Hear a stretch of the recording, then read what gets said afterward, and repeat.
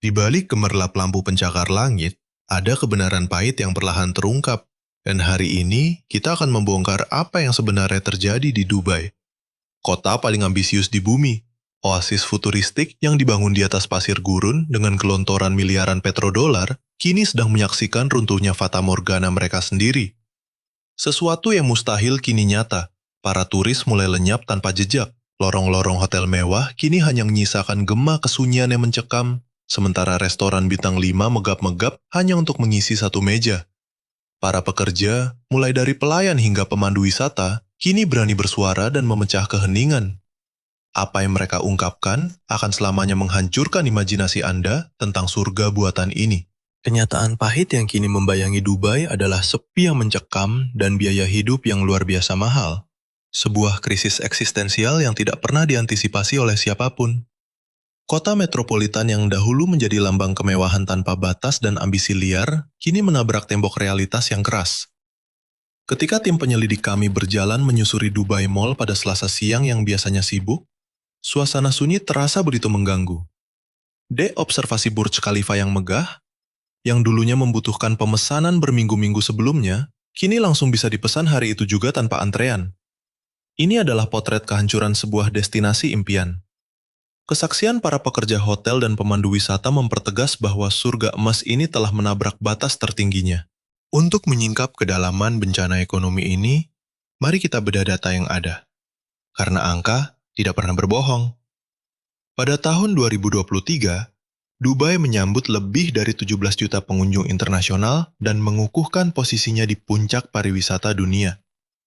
Selama 2 dekade terakhir, wilayah Emirat ini telah menanamkan investasi luar biasa sebesar 400 miliar dolar untuk infrastruktur, hotel, dan atraksi fantastis. Mereka memiliki gedung tertinggi di dunia dan pusat perbelanjaan terbesar di bumi. Namun, memasuki pertengahan tahun 2025, narasi kejayaan itu berubah drastis menjadi kisah yang kelam. Angka pariwisata mandek. Tingkat hunian hotel yang dulu mencapai 80% kini merosot tajam ke kisaran 60%. Pendapatan berkamar yang tersedia, indikator paling suci dalam industri perhotelan, merosot 18% dibandingkan periode yang sama pada tahun 2024. Berbagai maskapai secara diam-diam memangkas jadwal penerbangan ke Bandara Internasional Dubai. Sementara jaringan hotel menunda proyek ekspansi besar yang baru diumumkan 18 bulan lalu. Para pekerja di lapangan menyaksikan keruntuhan ini secara langsung.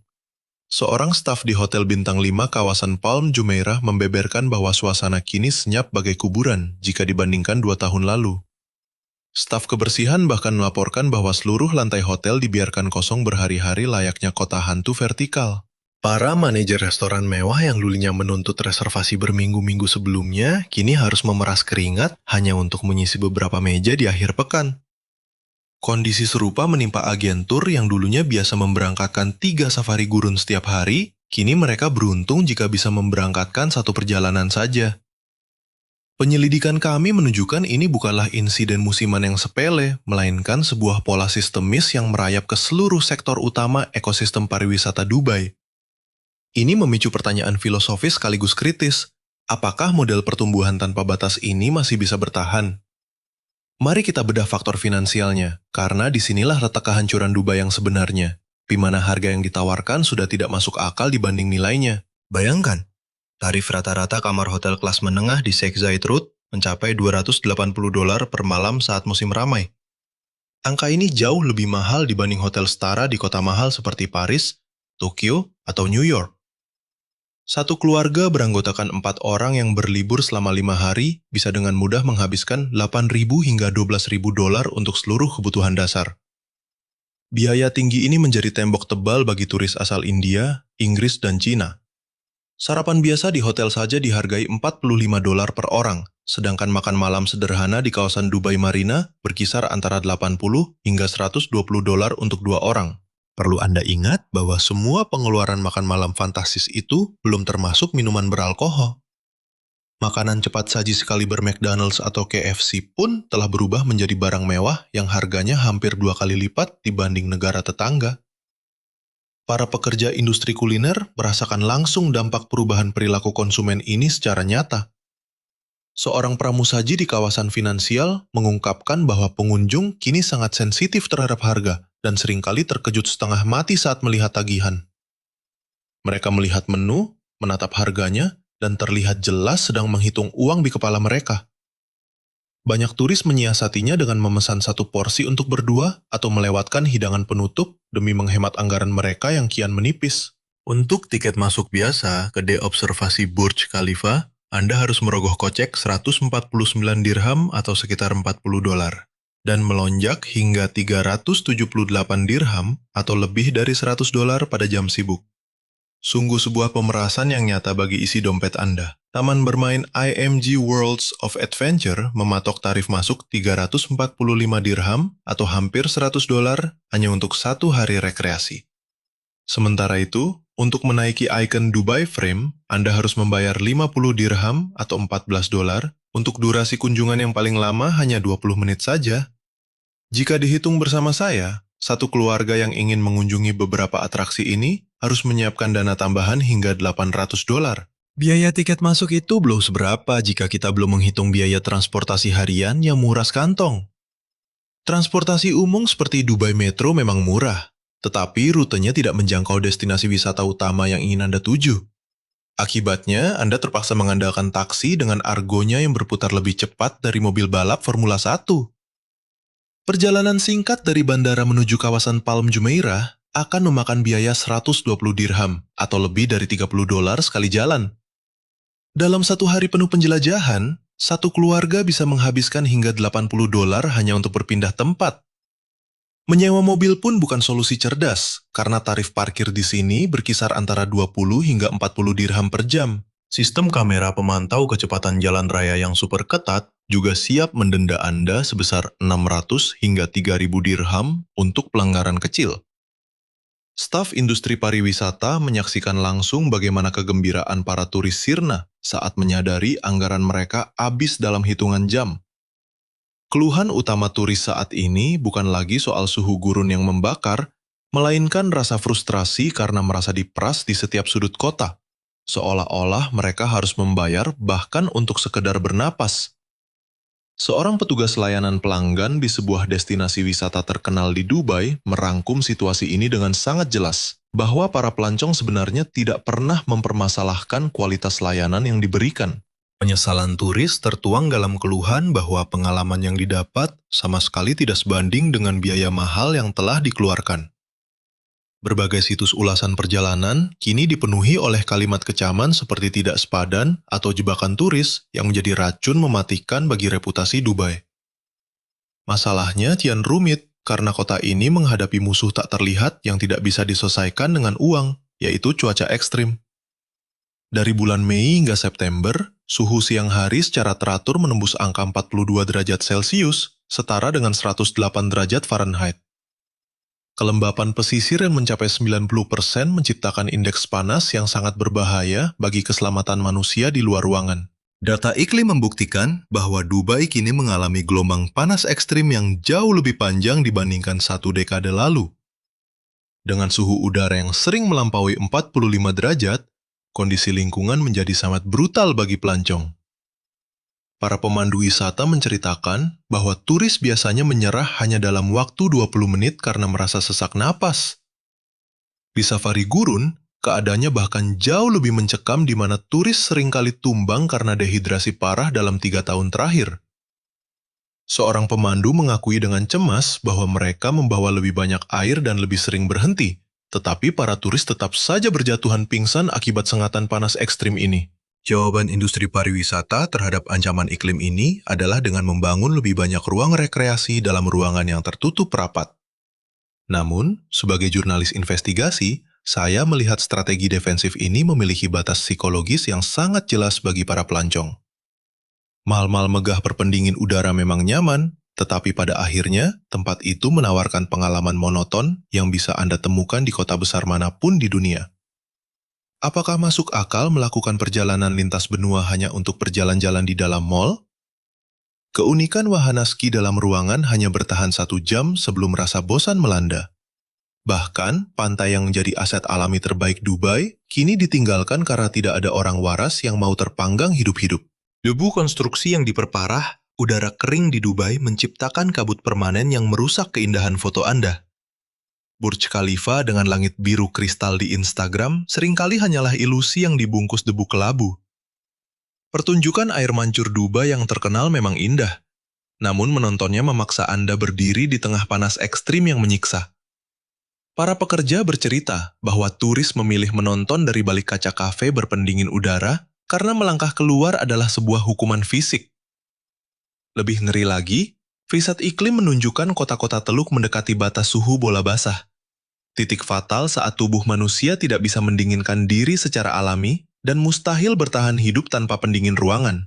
Meskipun Dubai belum melewati batas kritis perubahan iklim, tren penurunan ini sungguh mengerikan. Dan para pelancong yang cerdas menyadari hal itu. Di balik layar, para pekerja industri pariwisata berbisik tentang kenyataan pahit bahwa musim panas yang dulu dianggap sepi kini telah menjadi musim mati.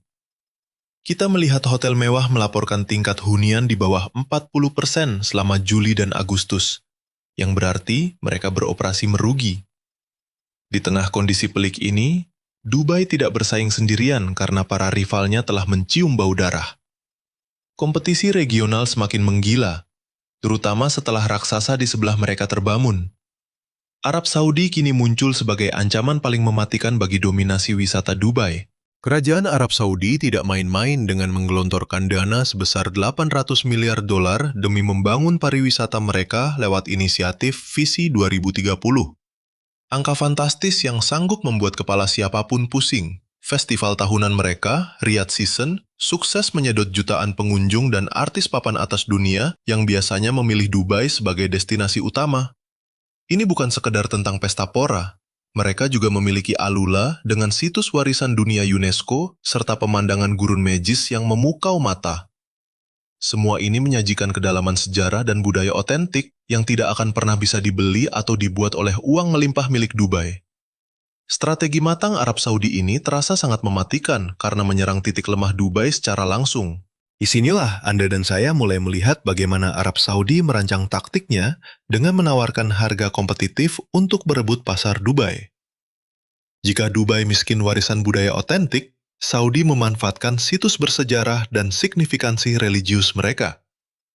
Saat Dubai terasa seperti neraka karena suhunya, wilayah pesisir barat dan proyek Laut Merah baru milik Saudi menawarkan iklim yang jauh lebih bersahabat. Kerajaan ini juga memangkas batasan sosial dengan kecepatan luar biasa, memberikan visa turis, serta mengizinkan hiburan yang dulu tabu, meruntuhkan dominasi Dubai di kawasan Teluk. Di sisi lain, Qatar muncul membawa tantangan besar berikutnya. Usai gelaran Piala Dunia 2022, Doha tidak tinggal diam dan terus memoles infrastruktur kelas dunia mereka. Qatar menawarkan kemewahan perhotelan yang setara dengan Dubai, namun dengan tarif jauh lebih bersahabat. Ditambah tata kota yang ringkas sehingga menghemat ongkos taksi wisatawan. Keberadaan museum berkelas seperti Museum Seni Islam menyajikan nilai kebudayaan mendalam yang seketika membuat atraksi artifisial Dubai tampak kekanak-kanakan.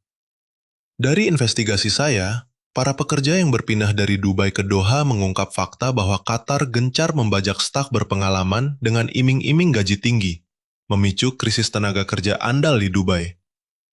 Fenomena ini diperparah oleh hilangnya daya tarik Dubai di mata dunia karena kota-kota klasik Eropa seperti Barcelona, Roma, dan Athena bangkit pasca pandemi dengan menyajikan sejarah nyata serta budaya hidup yang jauh lebih murah. Bagi para pencari pantai eksotis dan kemewahan sejati, Asia menyambut mereka dengan tangan terbuka.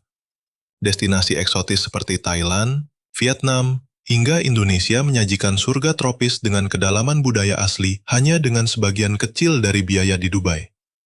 Bayangkan saja, menginap di resor mewah Bali atau Phuket memberi Anda cuaca yang jauh lebih baik, keindahan alam murni, dan keaslian hidup dengan harga 40 hingga 50% lebih murah daripada kamar standar di tengah gurun gersang. Para pekerja pariwisata kini menyaksikan bagaimana persaingan ketat ini mengubah demografi tamu mereka, di mana turis India yang dahulu merupakan pasar paling loyal, kini lebih memilih terbang ke Eropa atau menikmati resor mewah di negeri mereka sendiri. Ekspektasi bahwa turis Tiongkok akan membanjiri Dubai pasca pandemi sirna karena mereka justru memilih Asia Tenggara atau Jepang.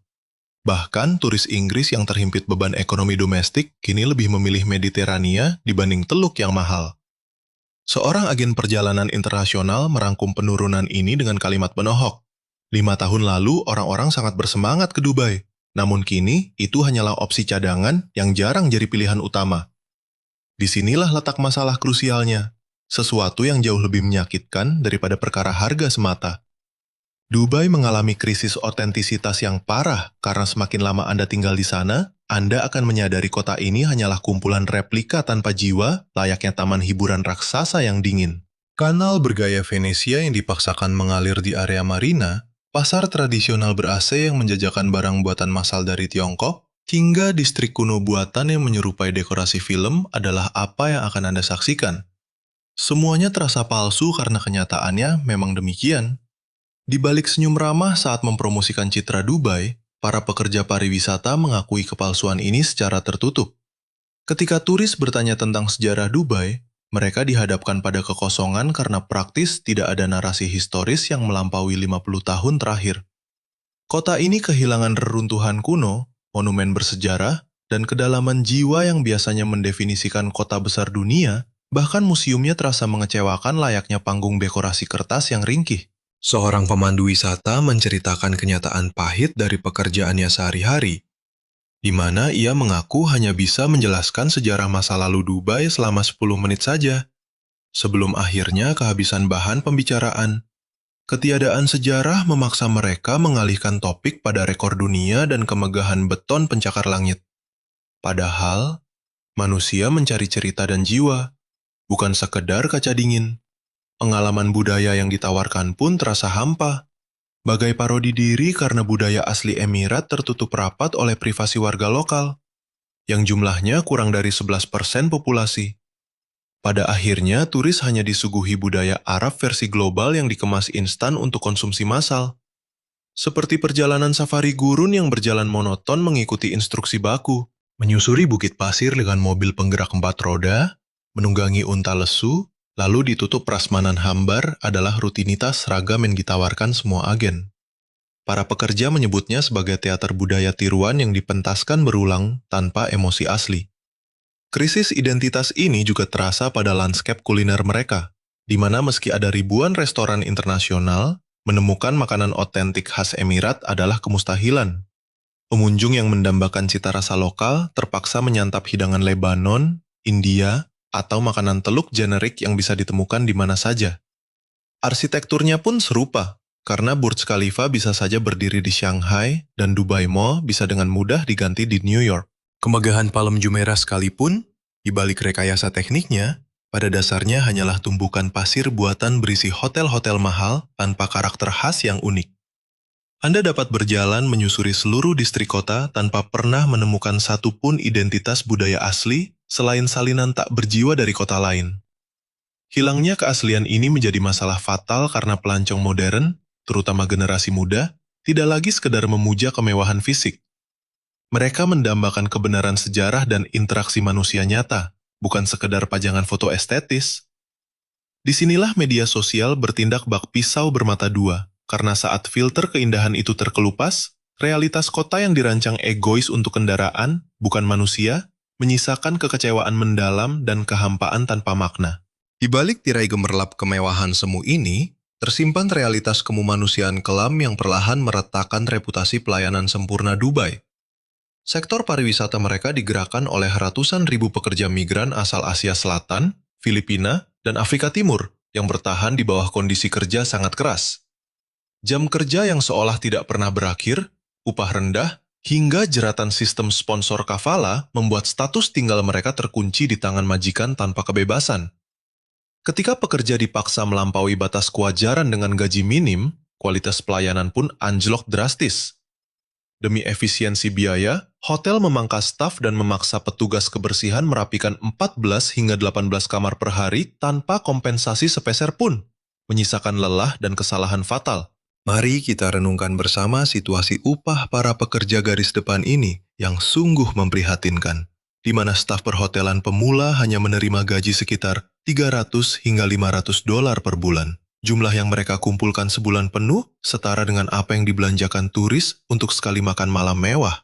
Mereka terpaksa tinggal berdesakan di asrama kumuh yang jauh dari pusat kota, tanpa sisa tabungan setelah dikirimkan ke keluarga di kampung halaman. Bagi mereka, Dubai bukanlah kota impian, melainkan tempat pengorbanan pahit demi bertahan hidup. Di bawah sistem eksploitatif yang mempersulit, pindah kerja atau pulang tanpa izin majikan, Dubai kini berada di titik nadir, sebuah oasis beton yang kehilangan jiwanya di balik topeng kemewahan palsu. Apakah ini awal dari kehancuran bagi kota emas? Ataukah tempat ini mampu memulihkan diri sebelum pasir gurun menelan abis sisa kejayaannya? Setelah kita membongkar fakta ini, Anda dan saya harus bertanya, apakah Anda masih rela membuang tabungan demi berlibur ke sini? Ataukah Anda sadar semua ini hanya penipuan raksasa yang berkilau? Tuliskan analisis Anda di kolom komentar, karena debat ini pasti akan sangat memanas. Jika Anda ingin terus menguak tabir gelap di balik destinasi wisata terkenal dunia, tekan tombol subscribe dan loncengnya. Apa yang akan kita bongkar selanjutnya, dijamin akan membuat Anda merinding. Sampai jumpa di investigasi berikutnya.